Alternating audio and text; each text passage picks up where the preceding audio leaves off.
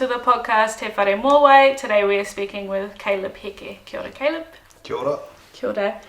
Could you tell us a little bit about yourself and how you came to be here with us today? Ko Caleb Heke toku ingoa. I'm from up the kind of far north, up around Hokianga, just at a kaikoe little place called Aurua. My brother roped me into this, so that's what I'm doing here. Ka whai. So I believe you own a home here in Tamaki? I do. I got a little 2-bedroom house in Takanini through the Kiwi Build scheme. Cool. And can you tell me a little bit more about how you ended up with a Kiwi Build home? Oh, well, the Kiwi Build part, that's just one part to the equation, but it's pretty much just chucking in applications, going through the process online and waiting for something to come up on their website. They have a website that you can kind of put your name forward for one of those houses as they come available. We put our name forward for like pretty much all of them, which was maybe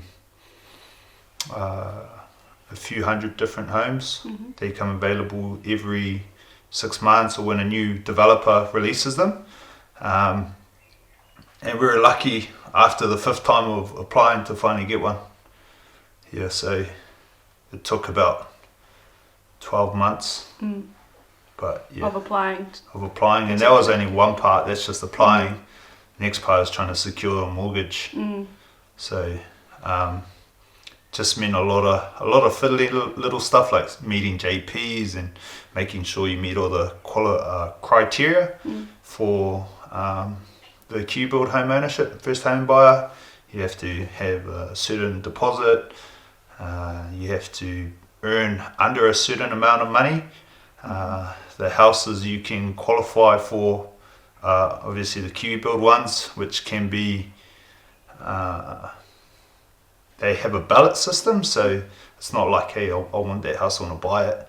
Especially once, I suppose, the housing market here went nuts. You couldn't really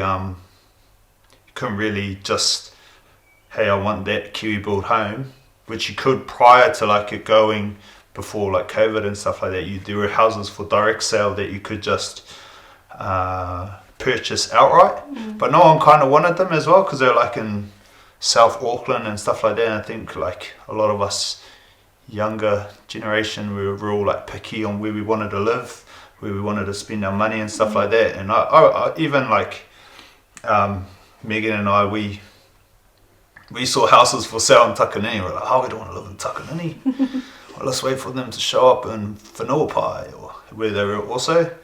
But then we ended up shooting ourselves in the foot because those houses went, like as soon as COVID started kicking in and coming up, all the houses started going, all the direct sale ones. And so we had to enter the ballots. And like I said earlier, we missed out on 4 ballots. Got denied multiple times over the space of like 12 months, and then eventually got one in Takanini. So you ended up in Takanini anyway. Ended up in Takanini anyway. But new builds, good homes, you don't really realise how good it is to have your own home until you have it. Even like my brother brought me a Mitre 10 gift card. I was like, why the heck would I want this for? That's because I wasn't a homeowner. I didn't realise that like once you own a home, you start wanting to do things to it, upgrading it, all that kind of stuff. But so that's just put simply, the process. But bit tricky if you haven't been there before, haven't got much guidance or someone to follow off. And so once you got, once they said yes, you've got a house, then you went through the approval stage with the bank, or did you have to already have pre-approval? You had to. So at that time, banks weren't doing pre-approvals because there was just so many applications coming through. You had to have the house there, and then once the house was there, that's the only time they would actually give you like, hey, we're going to run through your application, because if you think about it, at that stage there's like thousands of applications, people wanting houses right then, right there and then. And so if you want a pre-approval, they just don't want to waste their time with that. Yeah. So we actually, we were looking for different houses. We put in a offer on like just another 2-bedroom home, which was like 200 grand more expensive than the Q-Build home, and we were like, couldn't even afford it. We were just, hey, let's just see how we go and see if we can get finance for this or a mortgage for this. And once we got the Q-Build, we had to apply to, we got a mortgage broker. So mortgage broker was best bet, mainly because they have like a backdoor entry into all the banks, and then they know how to present your financial circumstances to the bank in the way that they like to see it. I found I'd go into the bank and talk to the bankers, but the bankers weren't actually, like, they were just kind of like a stopgap. They didn't even know the process. They would just take information from you, send it off to another team that actually approved it, and you'd never actually come into contact with that other team. And then if that banker missed one piece of information, it would just be backwards and forwards, and then you still got this house there being like, hey, when are you going to buy this house? Or you have like terms, right? And they say you have to settle and so in such a time frame, or you have to pay the deposit while your house is being built. And by this stage, otherwise, we can back out of it. But we managed to get pretty lucky, because my wife, she had her parents helped us out, a bank of her mum and dad, and they helped with the deposit, which meant that we could put that down on the property, and then kind of scramble together while our house was being built, which was over 12 months because of COVID, putting delays on everything. And then we could figure out who we were going to get lending from over that period, because the deposit was sorted, and from there it was like, okay, once the house is built, then you got to settle. But who are you gonna do your lending through? What's the interest rates at the time, and how are you gonna make that work off, like, pretty standard income, especially with like a wife and 2 kids under 2. So we ended up having to pull, like, it came to a point where, because of our history, our financial circumstances and stuff, credit ratings from bad decisions when we were like young adults, myself, it meant that like all the mainstream banks didn't want to touch us. So they're like, all right, let's look at some loan sharks or overseas banks, see if they would give us a mortgage. But we're lucky because it was a Q-Build home. So they capped at how much they can sell for. And so that meant we were able to afford just the mortgage on, or like with a second tier bank, or these loan sharks, because at the time interest rates were super low. Super low. So even the loan shark interest rates were like probably standard interest rates, around like 4%, 5%. So it's quite stressful. Oh, I mean, yeah, it comes with the territory, eh? I think it's not easy. Definitely was hard, but I think because my wife and my kids are a good motivator. Before you have kids, you kind of just, I'll figure it out eventually. I'll have kids once I have a house, and you just muck around a lot, procrastinate, and then but once they're there, you kind of forced to. Yeah. So and my brother already had done it before me, so I was just frick, better not get left behind. It was a bit of a motivator for me. Yeah. So yeah. And so growing up, so I've asked, I kind of know the story, but so growing up for you guys, was home ownership normal? Oh no. No. Nah. We grew up like in up in the bush, just in a little tin shack. It's good. Used to top and tail with my brother, but no, never owned our own home, and we kind of went between like state homes and stuff like that every now and again. Down at our nan's a lot, just but nah, nothing. Owning a home was the least of our concerns really at that age, but So- yeah, new journey for us. Yeah, and pretty awesome that both you and your brother have gone into home ownership in Tamaki as well, in Auckland. Yeah, I don't know how we pulled that one, but yeah, I think it was mainly just because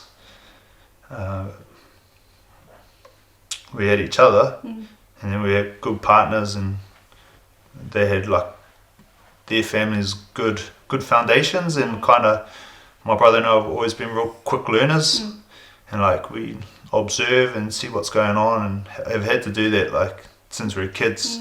So what works, what doesn't work, let's give that a shot. I think and we just kind of trialed and error and figured out what's worked. I probably made way more mistakes though, but yeah. So, in your experience, how has Kiwi Build been? Like, what are some of the pros and cons with the process, and then now after now that you've got a house? Yeah. Yeah. That's a good question. How do I answer it? The pros, it's capped, so you're going to be paying 200k less than the market value. So the most they can charge for those 2-bedroom homes is 600k, and if you're lucky to get a 3-bedroom, 650. But trying to find a brand new home like that in Tamaki's like, unless they're your mates, you've got more chances of winning the lotto probably. So that's the biggest pro of Kiwi Build. And the other thing is that you can get the deposit pretty easy. So it's only a 10% deposit that you require to qualify for it. Doesn't change what the bank wants, but for them, you don't need that 20% deposit there to kind of get them to come on board. They only need that 10. The other pros is the homes are usually built by like reputable builders, so you're going to get a good quality house, and it's going to be built well. And so that's if you're going to be spending upwards of $500,000 on a property, you want it to be last a lifetime. And yeah, so that's the other pro. There's probably heaps of others, just trying to remember them all. The cons though is there's covenants.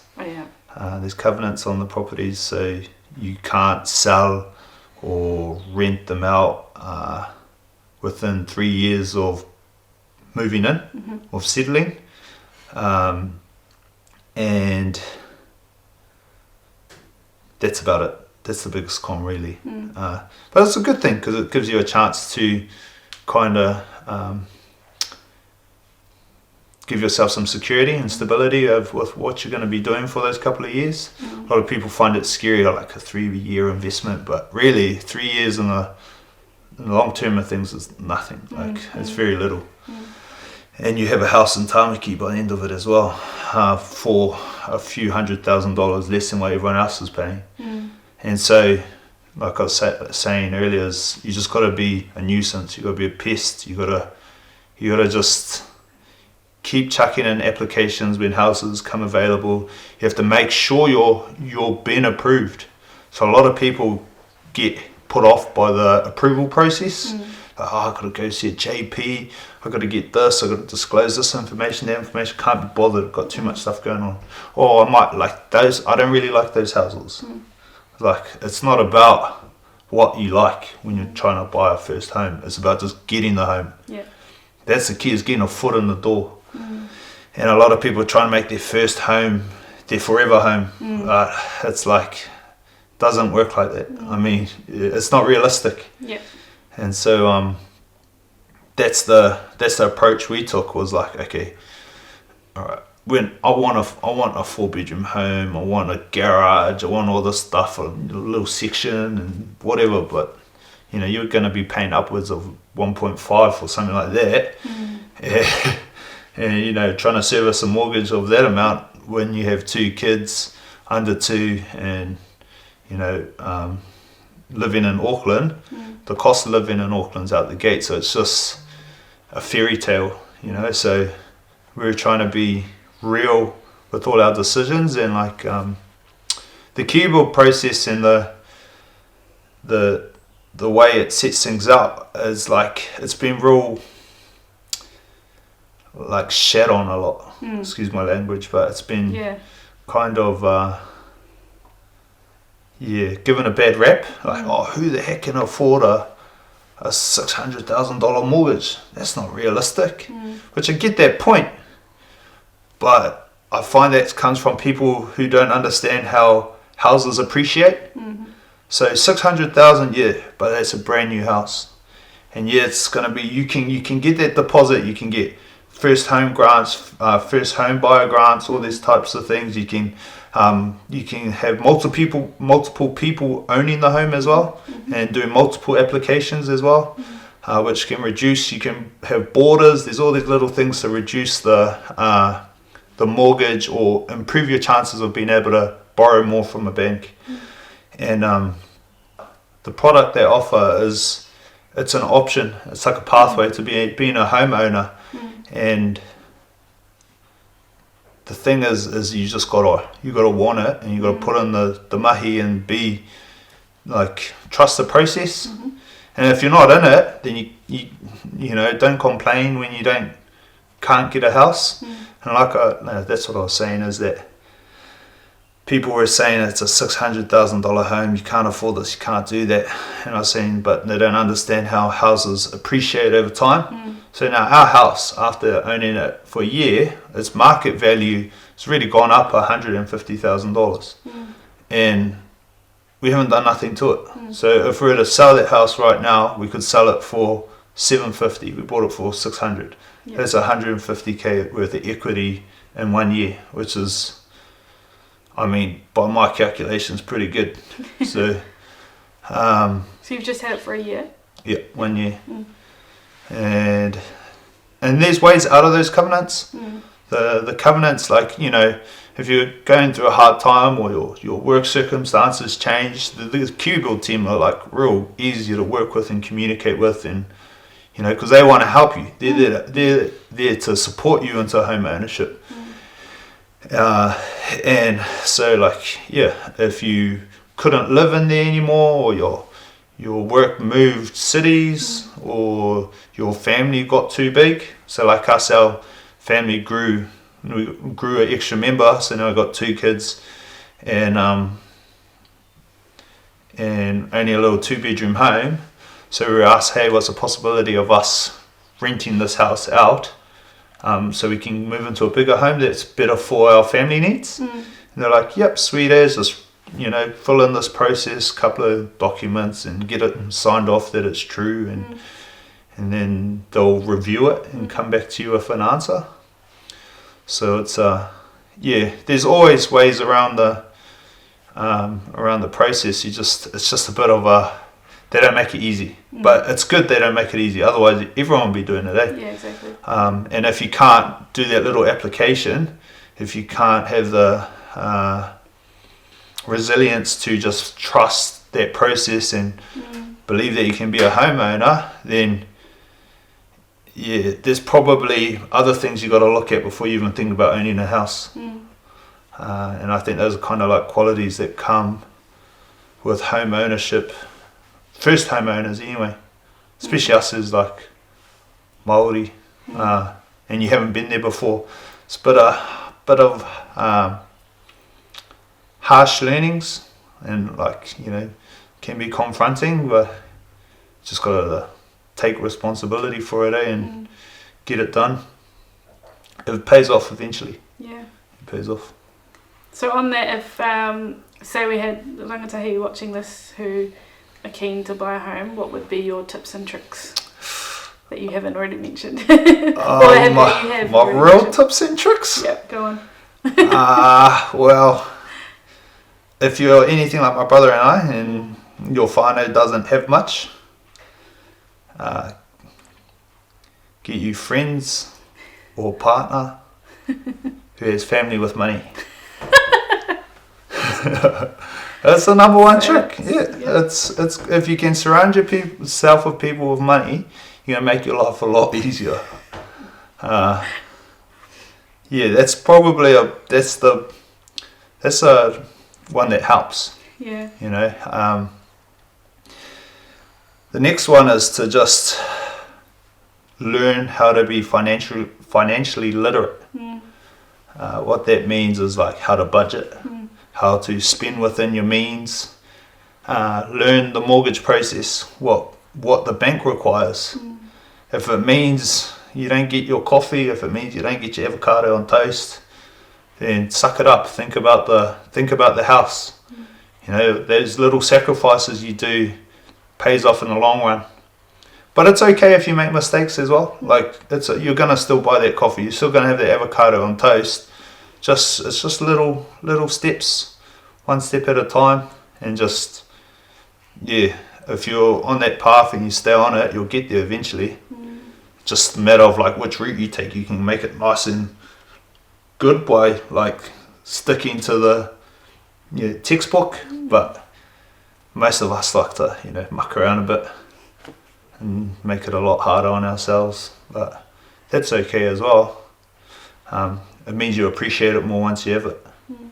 So maybe trust the process and get you friends and family that have and a partner that has a bit of wealth, not just money wise as well, like good knowledge, principles, have been there, done that. So like my brother and I, we didn't know where to start. I think the best thing we probably knew is how to fill out a WINS application.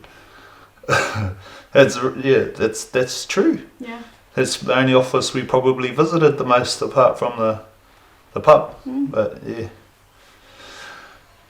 yeah. Cool. And so you talk about this being like a stepping stone for you. So what are your aspirations, do you think, for housing, and where do you see yourself in the future? Bit of a tough one, that one. Oh, it's not tough. I just play my cards close to my chest. Yeah, fair enough. Can't give all the answers away. I think ideally is that I love to surf, so I want to spend my life surfing and being with my family, and so that means being by the beach, and I know being by the beach is expensive. So how do I get it into that place? That's the journey I'm on now. So surrounding myself by people who live in those places. How do they act? What do they do? And then seeing what I have to do to have that as well, and just kind of role modeling myself of those people. The goal is to eventually have that kind of home and financial security, and like whānau security, where my kids, my nieces, don't have to have the stuff that my brother and I had to go through growing up, which is like, for us, we're too busy trying to survive, whereas like I want our kids to be able to just focus on growing, so they don't have like adult problems, they just have kids problems, and that they can actually just flourish, and when they choose something to study, when they want somewhere nice to sleep that doesn't have cobwebs and icicles coming off the roof, like that's where I see I suppose where I see myself in the future, or having that security for my whānau. But yeah, that's the dream. And Cool. surfing heaps. And surfing. Cool. I think we might leave it there. So ngā mihi ki a koe. Thank you for being on the podcast with us today and sharing your story. Yeah, Ngā mihi. all good. Thank you. We hope you enjoyed that episode. Just a disclaimer from us. We are no housing experts. However, we are passionate about supporting rangatahi to secure safe, adequate and healthy homes.